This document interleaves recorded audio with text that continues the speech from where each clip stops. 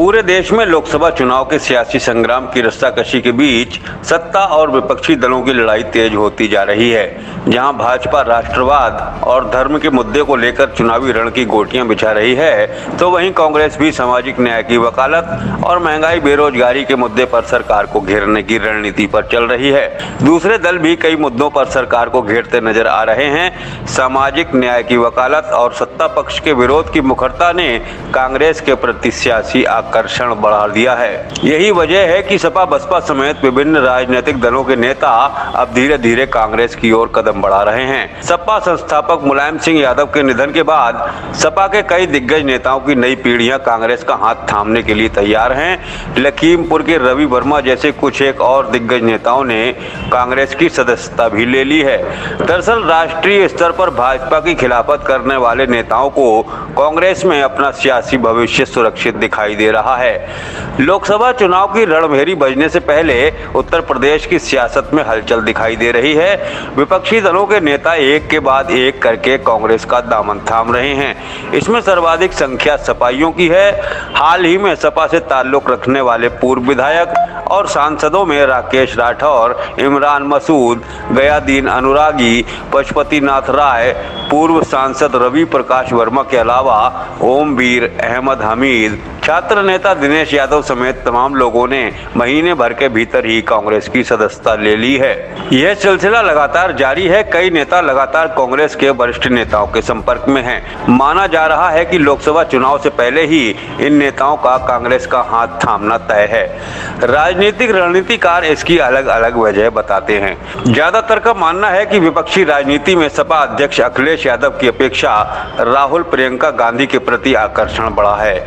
वे नई सोच, नई दिशा और सामाजिक भागीदारी की वकालत करते हुए आगे बढ़ रहे हैं। किसानों के मुद्दे से लेकर महंगाई समेत भाजपा की अन्य नीतियों का खुलकर विरोध कर रहे हैं। ऐसे में उनके नेतृत्व के प्रति लोगों की आस्था भी बढ़ रही है। सामाजिक न्याय के मुद्दे पर कांग्रेस के पूर्व अध्यक्ष राहुल गांधी सबसे ज्यादा मुखर हैं। राहुल गांधी ने जिस तरह से जातीय जनगणना कराने, आरक्षण का दायरा बढ़ाने और जिसकी जितनी भागीदारी उसकी उतनी हिस्सेदारी का नारा बुलंद किया है, वह दलितों, पिछड़ों, नेताओं और मतदाताओं को भी आकर्षित कर रहा है। राहुल गांधी राजनीति के सैद्धांतिक पक्ष को मुखरता से पेश करते नजर आ रहे हैं। ऐसे में सियासी सफर की मंशा रखने वाले नेताओं को कांग्रेस में अपना भविष्य दिखाई दे रहा है। उधर राष्ट्रीय फलक पर अल्पसंख्यकों को यह दिख रहा है कि भाजपा से सीधा मुकाबला कांग्रेस ही करेगी, इसलिए उसके पक्ष में अल्पसंख्यक नेता भी लगातार गोलबंद हो रहे हैं। वह विधानसभा चुनाव तक किसकी तरफ रहेंगे, इसका अंदाजा अभी से लगाना जल्दबाजी होगी। अल्पसंख्यकों के कांग्रेस की ओर कदम बढ़ाने की वजह से बहुसंख्यक तबके में भाजपा से नाराज चलने वाले मतदाता और नेता भी धीरे धीरे कांग्रेस की ओर बढ़ रहे हैं। दरअसल भाजपा का अल्पसंख्यक प्रेम और मोदी का अल्पसंख्यकों को साधने का बार बार इशारा बहुसंख्यक वर्ग को परेशान कर रहा है। प्रधानमंत्री खुद यह मानते हैं कि भाजपा के लोग छोटे छोटे मुद्दों पर फंसे रहे और अल्पसंख्यक हितों की अनदेखी की। लिहाजा भाजपा से नाराज बहुसंख्यक वर्ग के नेता भी कांग्रेस की ओर आस भरी नजरों से देख रहे हैं। रणनीतिकार मानते हैं कि उत्तर प्रदेश में पिछले 2 दशक से कांग्रेस सत्ता से बाहर है। राहुल गांधी के नेतृत्व में अब कांग्रेस का पुनर्जन्म हो रहा है। जिस समाजवाद के एजेंडे को समाजवादी पार्टी बढ़ा रही थी, वह मुलायम सिंह के निधन के साथ ही खत्म होता नजर आ रहा है। कांग्रेस ने इस मौके को लपक लिया है। वह पूरे देश में समाजवाद के एजेंडे को धार दे रही है। उसका यह प्रयोग पिछड़े, दलित और अल्पसंख्यकों को लुभा रहा है। इन तीनों वर्ग की गोलबंदी भी चुनावी माहौल में साफ दिख रही है, लेकिन यह वोट में कितना बदलेगा यह तो वक्त ही बताएगा।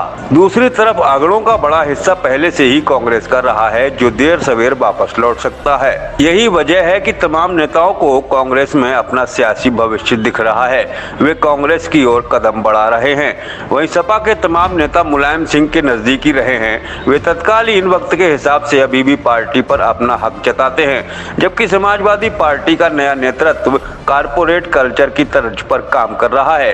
ऐसे में वे असहज हैं। उन्हें सपा में अपना भविष्य महफूज नहीं दिख रहा है। ऐसे सपा नेता अपने परिजनों को सियासी पिच पर स्थापित करने को लेकर पूरी तरह से सेटिस्फाइड नहीं हो रहे हैं। ऐसे में कांग्रेस में उन्हें विकल्प नजर आ रहा है। इस वजह से भी सपा के कई दिग्गज नेता और उनके वारिस कांग्रेस की ओर कदम बढ़ा रहे हैं। ताजा सियासी माहौल और चुनाव से पहले सपा के कई नेताओं के कांग्रेस में जाने की घटनाओं के बीच समाजवादी पार्टी के दिग्गज नेताओं का मानना है कि सपा का बड़ा जनाधार है। कुछ लोग इधर उधर चले जाते हैं, इनका कोई जनाधार नहीं होता है।